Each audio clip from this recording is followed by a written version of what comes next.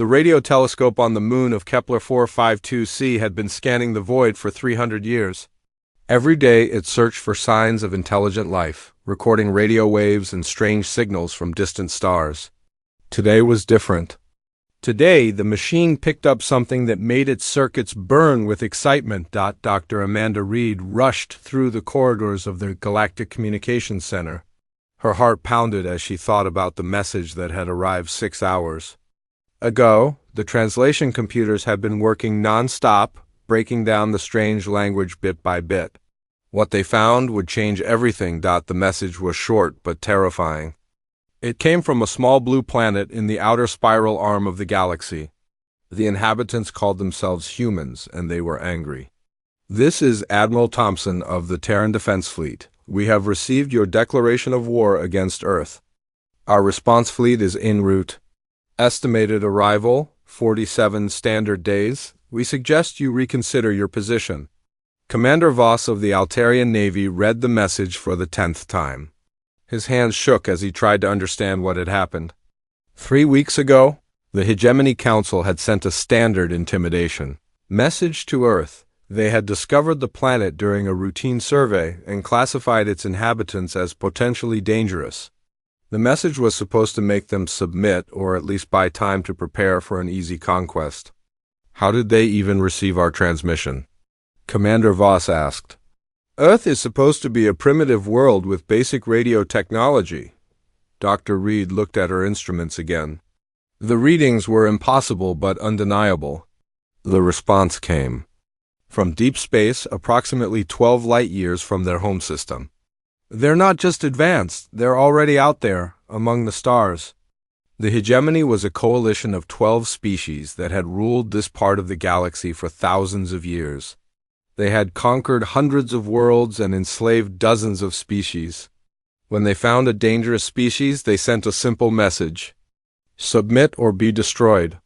It had always worked before, but Earth was different. Instead of fear or submission, the humans had responded with cold calculation. Their message contained detailed fleet positions, tactical assessments, and casualty projections. These weren't the panicked transmissions of a desperate species. They were the professional communications of a military force that had been planning for this moment. "Sir," a young technician called out, "we're detecting massive gravitational anomalies in the outer system. Whatever's coming, it's big." The Hegemony leadership gathered in the Emergency Council chamber on Altair 4. Representatives from all 12 species sat around the circular table, their faces showing confusion and growing fear. The humans had sent additional transmissions, and each one was more disturbing than the last. "They're broadcasting their history," reported Intelligence Officer Nash. "Battle records, war documentaries, casualty statistics from their own conflicts." The council members watched in silence as the human data streams filled their screens. The siege of Stalingrad, the beaches of Normandy, the urban warfare of modern conflicts all broadcast with cold efficiency. The message was clear: this is what we do to each other. "Imagine what we'll do to you." Admiral Gray of the Hegemony fleet stood up slowly. His species had been warriors for millennia, but what he saw in the human transmissions made his blood run cold. "They're not trying to intimidate us," he said quietly. "They're educating us. They want us to understand exactly what we've provoked." The human broadcasts continued for days. Military academies, training programs, weapons development, and most disturbing of all, their philosophy of war. The humans didn't just fight to win territory or resources. They fought to eliminate threats permanently. They had turned warfare into a science, and they had been practicing on each other for thousands of years. "They call themselves the apex predators of their world," Dr. Reed reported as she read through the translated files. But their world produced thousands of apex predators. They didn't just survive, they conquered everything. The data revealed a species that had evolved in constant conflict. Their planet was a death world by galactic standards, filled with dangerous creatures and harsh environments. But instead of becoming prey, the humans had become the ultimate predators. They had hunted their world's monsters to extinction and then turned their weapons on each other. "Look at this," Commander Voss said, pointing to a tactical analysis. Their military doctrine is based on something they call total war. They don't just defeat their enemies, they eliminate their ability to fight ever again. The hegemony had faced aggressive species before. They had always won through superior technology and coordinated tactics, but the humans were different. They had studied galactic communications for decades, learning languages, analyzing tactics, and preparing for this inevitable first contact. They knew we were here, Admiral Gray realized. They've been watching us, learning from us, preparing for us. When we sent that ultimatum, we weren't surprising them. We were confirming what they already expected. The human fleet was getting closer. Long-range sensors detected massive ships moving at impossible speeds. The humans had technology that the hegemony had never seen before, not just advanced, but fundamentally different. Their ships were built for war, designed by a species that had never known peace. 47 days, Commander Voss whispered. That's how long we have to prepare for something we don't understand. The hegemony began mobilizing their forces, calling ships from across their territory. They assembled the largest fleet in their history, confident that their superior numbers and energy shields would repel any attack. But as the human transmissions continued, doubt began to creep into their plans. The humans weren't just coming to fight. They were coming to teach the galaxy a lesson about what happened when you threatened Earth. The broadcasts made it clear that humanity had been preparing for this moment since they first looked up at the stars. They had built their entire civilization around the assumption that someday someone would try to destroy them. They're not afraid of us, Dr. Reed said as she watched the final transmission. They're excited. They've been waiting for this war their entire history. The countdown had begun. In 47 days, the galaxy would learn what humans were truly capable of. The hegemony had sent one signal to Earth, warning humanity that they were not welcome among the stars. In response, Earth was sending its monsters, and they were almost here. The hegemony fleet hung in space like a wall of metal and energy. 200 ships surrounded Altair 4 in perfect formation, their shields glowing with defensive power. Admiral Gray had positioned his forces exactly according to the ancient tactical manuals, confident that superior numbers and coordinated fire would stop any attack. 47 days had passed since the human ultimatum. The hegemony had used every hour to prepare, calling in ships from across their territory and positioning their most experienced crews at key points. They had faced aggressive species before and had always emerged victorious through superior technology and tactical discipline, but the humans were different. They had spent those same 47 days broadcasting their approach, letting the galaxy watch as their fleet moved through space like a hunting pack. The transmissions were not threats or demands, they were educational materials, carefully designed to show the hegemony exactly what they were facing. Lieutenant Torres monitored the enemy formations from her station aboard the human dreadnought Retribution. The ship was massive, utilitarian, and bristling with weapon systems unlike anything in the galactic databases. Around her, the human fleet moved with predatory grace, each vessel supporting the others while maintaining individual initiative. Status report, commanded Captain Rex Holloway as he studied the tactical displays. The human fleet was smaller than the hegemony force, but every ship had been built for one purpose: to destroy anything that threatened Earth.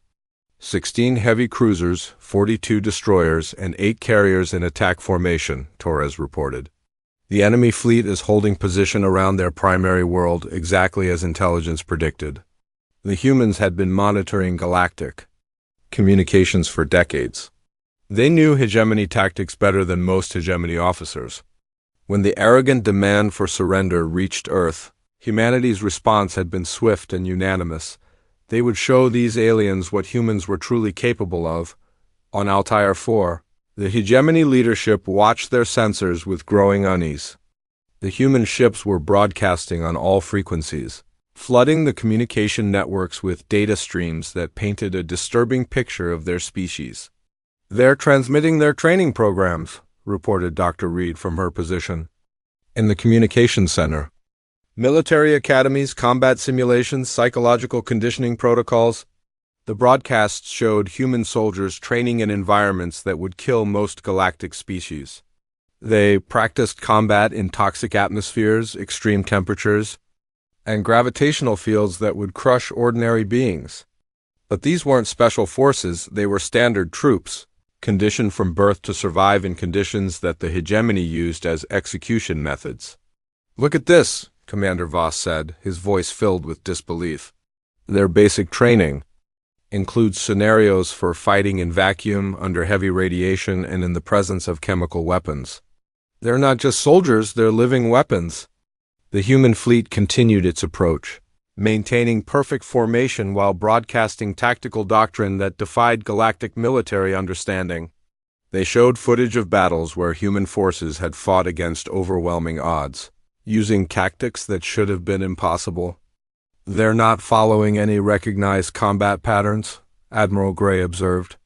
"They use strategies that prioritize victory over survival, tactics that treat their own lives as expendable resources."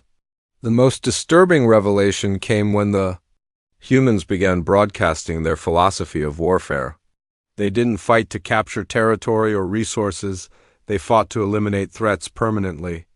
Every battle was total war. Every conflict was fought with the assumption that failure meant extinction. "They call it mutually assured destruction," Dr. Reed translated. "They built weapons capable of destroying their own world and pointed them at each other. They lived under the constant threat of total annihilation and called it peace."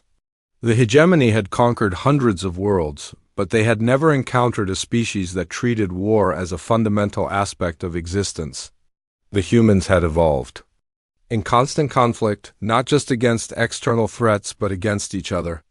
They had turned their entire civilization into a war machine, and now they were bringing that machine to the stars. "They're not afraid of dying," Commander Voss realized. "They're afraid of losing. There's a difference." The human broadcasts continued, showing military exercises where entire fleets practiced suicide attacks, kamikaze runs, and boarding actions. Under fire. The humans didn't just accept casualties, they weaponized them, turning every loss into a tactical advantage. "Their destroyers are designed to ram enemy ships if necessary," Admiral Gray reported to the Council. "Their fighters don't have ejection systems because retreat is not an option. They've built a military where surrender is impossible." As the human fleet closed the distance, more intelligence arrived about their capabilities. The ships were not just weapons platforms, they were mobile fortresses, capable of independent operation for years. Each vessel carried not just soldiers but engineers, scientists, and specialists who could adapt alien technology in real time. "They're showing us their logistics," Torres observed from her station. "Medical facilities, manufacturing capabilities, resource processing. They're not just here to fight, they're here to stay." The human fleet moved with a coordination that impressed even veteran hegemony officers. Each ship maintained its position while adapting to changing conditions, responding to threats with a speed that suggested biological rather than mechanical. "Reflexes. They're not using artificial intelligence," Dr. Reed realized. "Those ships are crewed by beings who think faster than our computers. They're processing tactical information in real time, making decisions that our systems would need minutes to calculate." The final human transmission arrived 12 hours before contact. It was brief, professional, and terrifying in its implications. "This is Admiral Thompson of the Terran Defense Fleet. We have reached the edge of your defensive perimeter. We are prepared to demonstrate human capabilities. We recommend that all non-combatants evacuate to safe distances. The lesson is about to begin." The hegemony fleet braced for impact. They had superior numbers, better shields, and more advanced energy weapons. But as the human ships began their final approach, a chilling realization settled over the alien commanders. The humans weren't just attacking, they were teaching.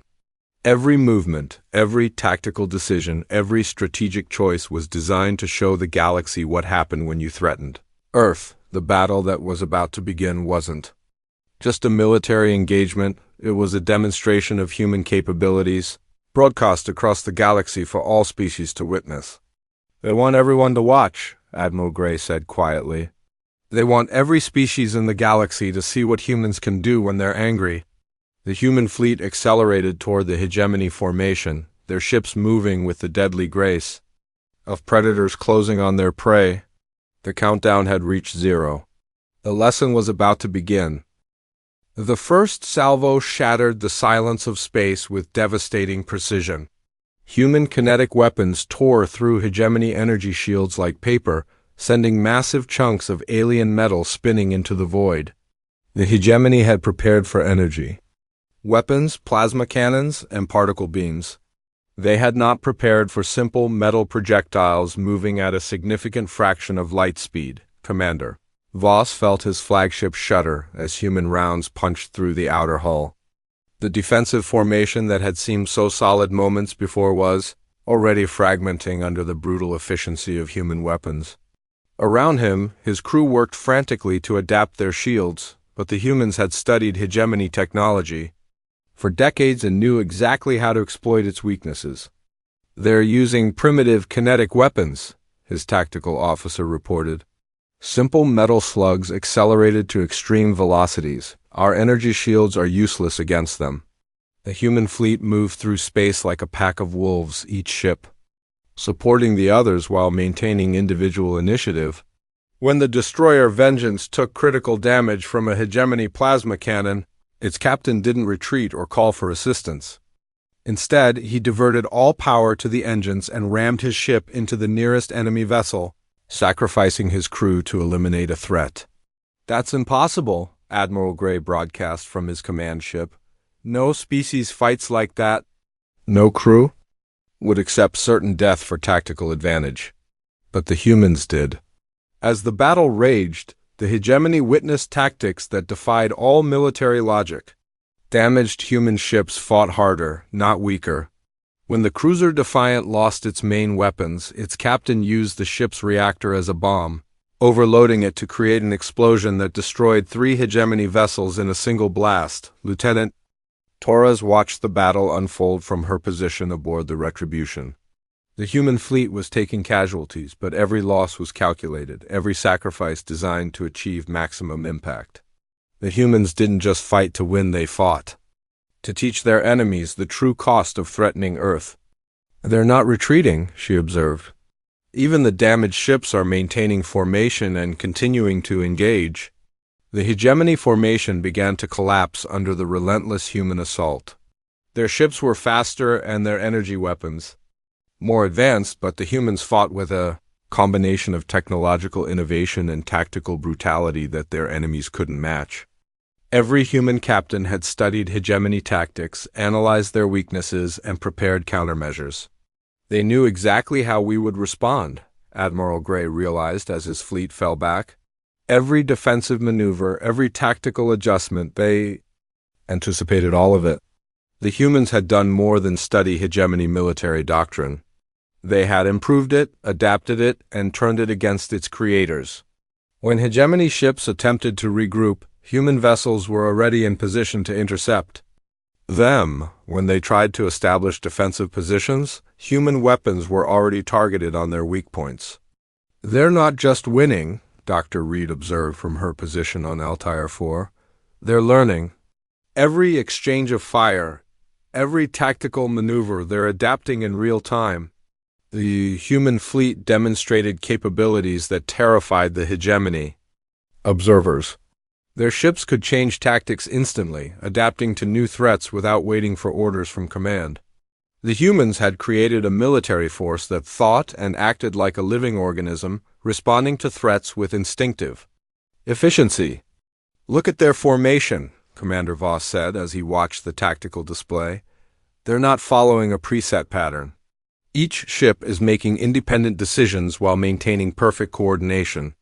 The battle reached its climax when the human fleet began boarding actions. Instead of destroying hegemony vessels, they were capturing them, sending assault teams through the vacuum of space to take control of enemy ships. The boarding parties fought with weapons that seemed crude compared to hegemony technology, but they used them with devastating effectiveness. "They're using projectile weapons and chemical explosives," reported a hegemony Marine who had witnessed the human assault. primitive technology, but they know exactly how to use it in our environment. The humans had studied hegemony ship design, atmospheric composition, and crew physiology. Their boarding parties carried weapons and equipment specifically designed to fight in alien environments. They moved through hegemony vessels like they had built them, knowing every corridor and access point. "They're not trying to kill us," Commander Voss realized as human soldiers secured his bridge. "They're trying to capture us. They want prisoners, not corpses."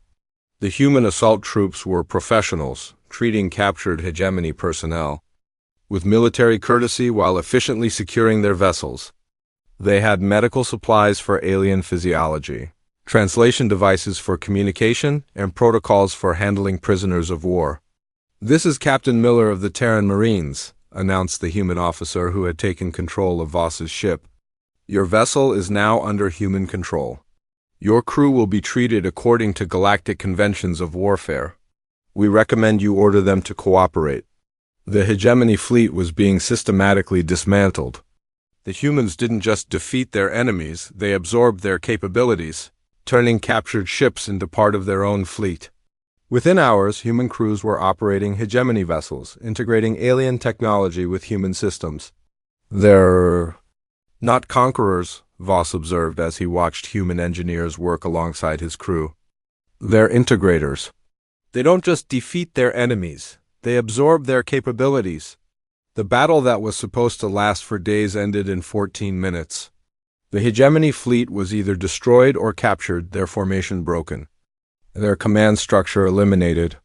The humans had achieved total victory with minimal losses, demonstrating military capabilities that redefined galactic warfare.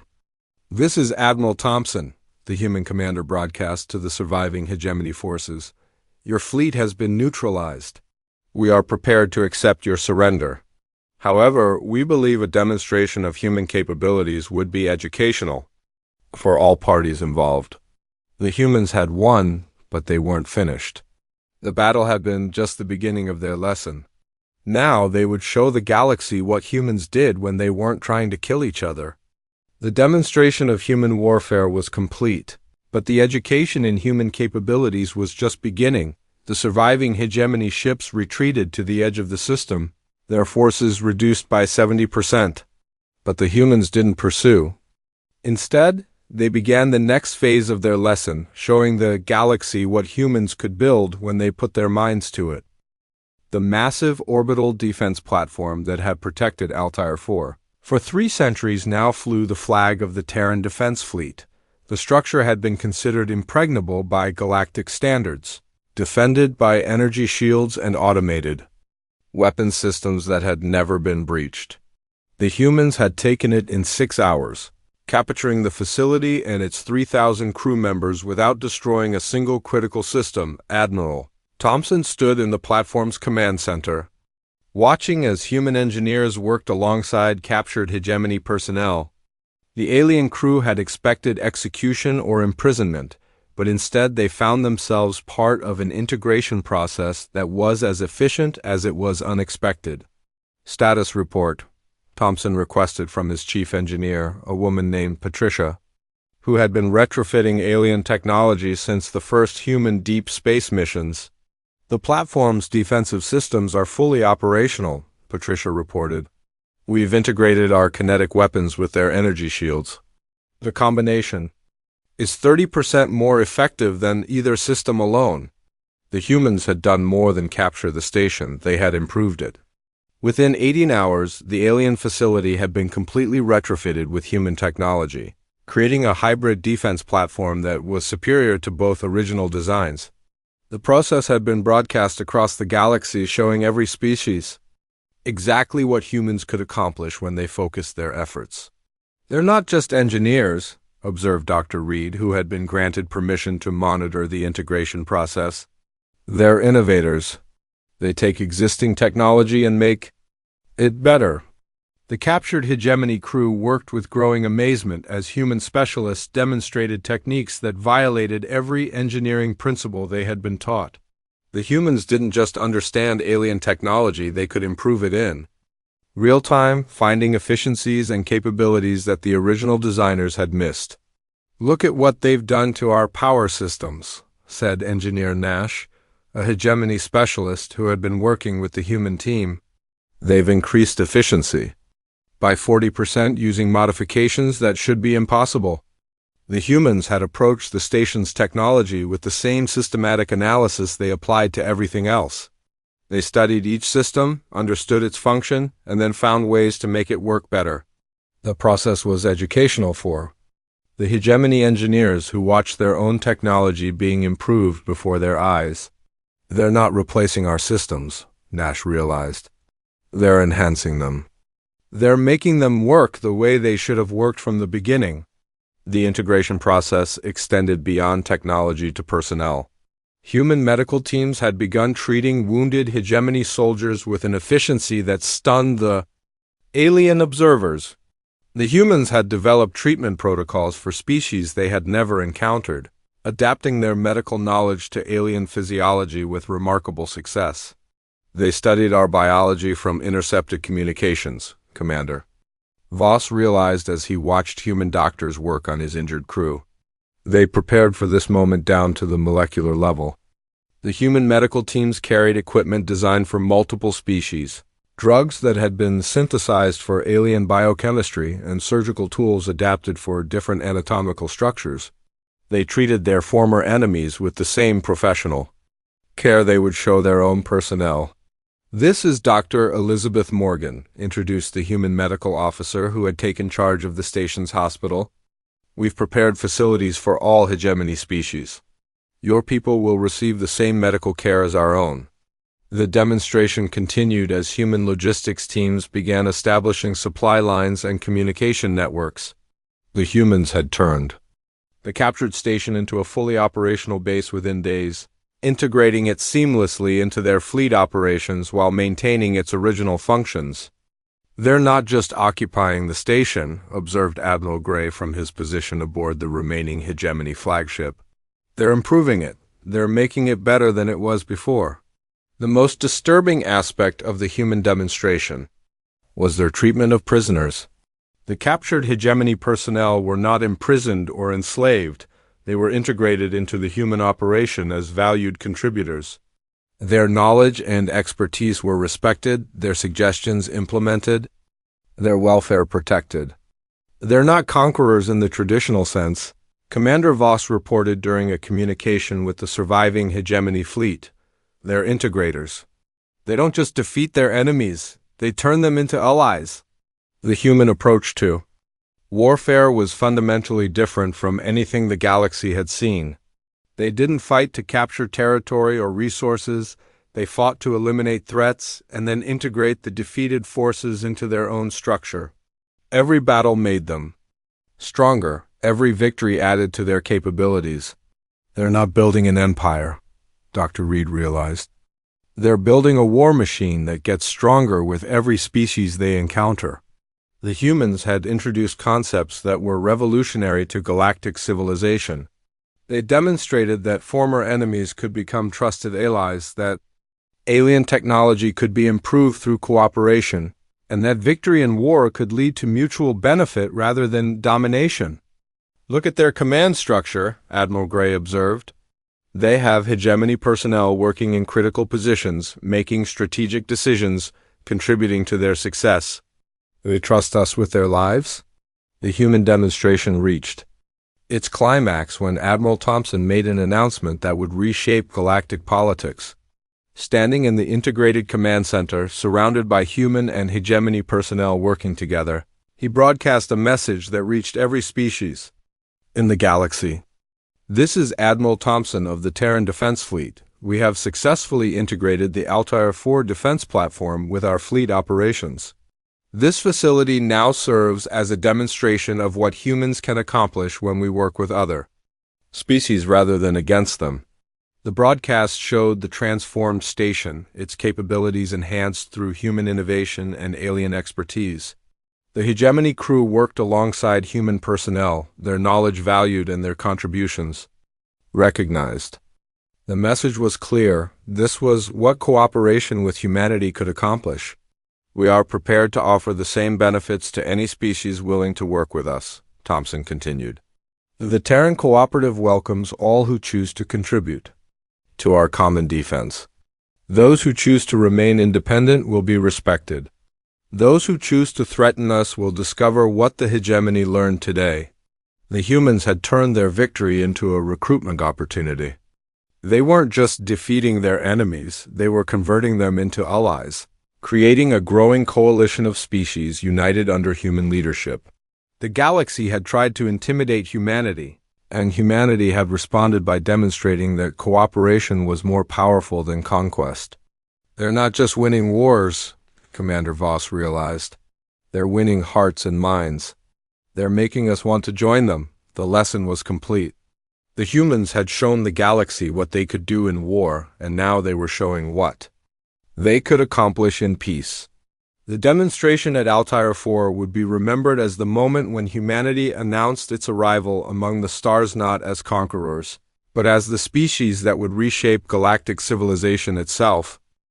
The Galactic Council chamber on Altair 4 hummed with nervous energy as representatives from 27 species gathered for the first meeting under human oversight.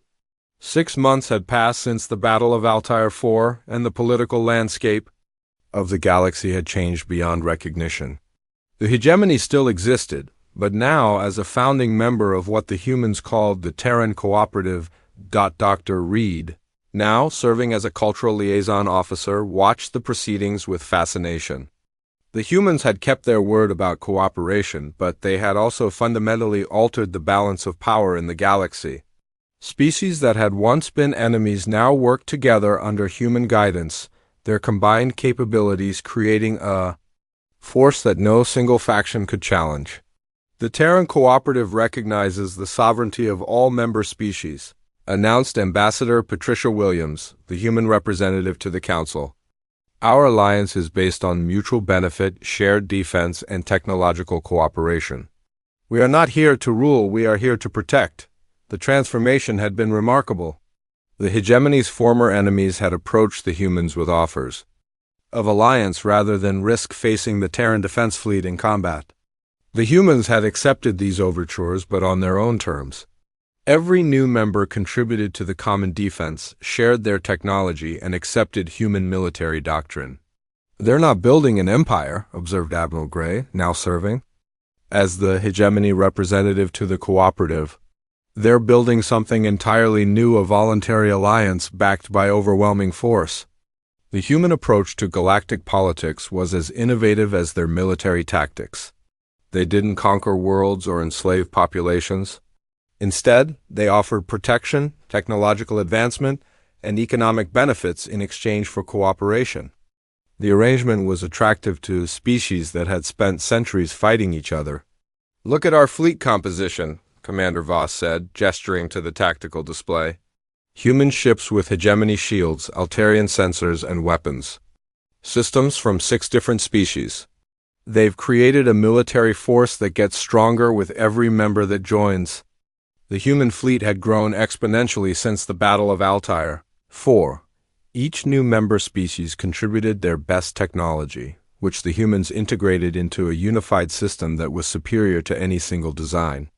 The process had created a technological revolution that was reshaping galactic civilization. "They don't just adopt our technology," explained Engineer Nash, who now worked in the Cooperative's research division.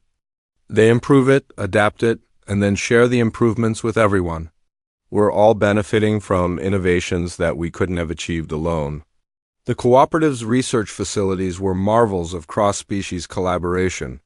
Human scientists worked alongside alien experts, combining different approaches to problem-solving and creating breakthroughs that would have been impossible for any single species.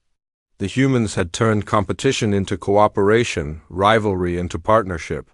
We tried to intimidate them, Admiral Gray reflected during a private conversation with Dr. Reed. We sent them a message designed to make them submit. Instead, we taught them that we existed and gave them a reason to find us. The human response to the hegemony's ultimatum had been perfectly calculated. They had used the threat as an opportunity to demonstrate their capabilities, not just to the hegemony, but to the entire galaxy. Every species had watched the Battle of Altair IV, and most had drawn the same conclusion: joining the humans was preferable to fighting them. "They're not just militarily superior," Dr. Reed observed. "They're culturally superior. They've shown us a better way to organize galactic society." The Terran Cooperative had introduced concepts that were revolutionary to galactic civilization: democratic decision-making, technological sharing, and mutual defense were ideas that had been tried before but never implemented on such a scale. The humans had the military strength to enforce cooperation and the vision to make it beneficial for everyone involved. "The most remarkable thing," Commander Voss noted, "is how they've changed us. The hegemony species that fought each other for centuries are now working together on joint projects. They've made us better than we were." The human influence extended beyond military and technological cooperation. They had introduced new approaches to economics, governance, and social organization. Species that had been stagnant for millennia were experiencing rapid advancement as they adopted human innovations. "They're not just changing how we fight," observed Ambassador Williams during a council session. "They're changing how we think. They're teaching us that cooperation is more powerful than competition." The transformation was most visible in the younger generation of alien citizens. Children and young adults who had grown up in the cooperative showed different attitudes toward other species, different approaches to problem solving, and different expectations for their future. The humans were reshaping galactic culture from the ground up. "My daughter speaks 3 human languages," Admiral Gray mentioned during a casual conversation. "She's planning to attend university on Earth. A generation ago, I would have considered that impossible." The cooperative's success had not gone unnoticed by the remaining independent species. Some had approached with offers of alliance, while others had begun preparing for the inevitable expansion of human influence. The galaxy was dividing into 2 camps: those who joined the cooperative and those who prepared to resist it. "We're monitoring several species that appear to be forming a defensive alliance," reported Intelligence Officer Torres during a strategic briefing. "They're calling themselves the Free Worlds Coalition." The humans had anticipated this development. Their broadcasts during the Battle of Altair IV had been designed to serve as both demonstration and warning. Species that chose to remain independent would be respected, but those who chose to threaten the cooperative would face the full force of human military power. "The Free Worlds Coalition is welcome to exist," Admiral Thompson stated during a public address. "We have no intention of forcing anyone to join the cooperative. However, we will not tolerate attacks on our members or interference with our operations." The human position was clear and reasonable, but it was also backed by the most powerful military force in galactic history. The cooperative's combined fleets now numbered in the thousands, with ships from dozens of species working together under human command. The Free Worlds Coalition faced the same choice that had confronted the hegemony: submit or face annihilation. "They're not threatening us," observed Dr. Reed during a council meeting. "They're simply stating facts. The cooperative is now strong enough to defend itself against any threat." The final session of the Galactic Council focused on the future of human expansion. The Terran Cooperative was open to all species willing to contribute to the common defense, but it was also prepared to defend itself against any threat. The humans had made their position clear. The galaxy could choose cooperation or conflict, but it could not choose to ignore humanity. "We came to the stars not as conquerors but as defenders," Ambassador Williams concluded. "We offer partnership to those who seek it, respect to those who prefer independence, and swift justice to those who threaten our people." The age of human expansion had begun, and the galaxy would never be the same. The hegemony had sent one signal to Earth, warning humanity that they were not welcome among the stars. In response, Earth had sent its monsters, and they had decided to stay. The galaxy had learned that humans were not just another species to be conquered or intimidated. They were the species that would reshape galactic civilization itself, one alliance at a time.